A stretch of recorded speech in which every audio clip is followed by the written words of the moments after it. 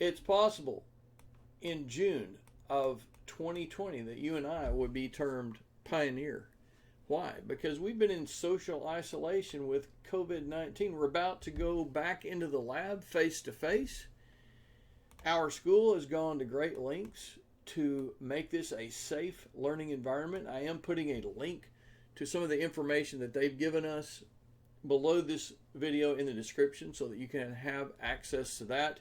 But let's talk about what happens as we go into the lab and we have been deemed healthy to be in the lab. We've got a mask on and so forth. I want you to wipe down your chair, desk, and work area with a disinfectant wipe before you place keys and cell phones and books and pens down. The disinfectant wipes will be located near the front of the room. They will be easy to find.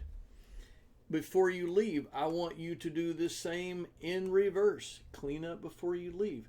Another interesting bridge that we will cross is that some of us will be doing dissections. And typically I use Dawn and vinegar to do the heavy cleaning of trays and implements. We can follow up with more disinfecting, and we will, as I said, cross that bridge when we get there. We do have considerations and we do have precautions that we are taking, but together, you and I, let's have an interesting and engaging time in lab together.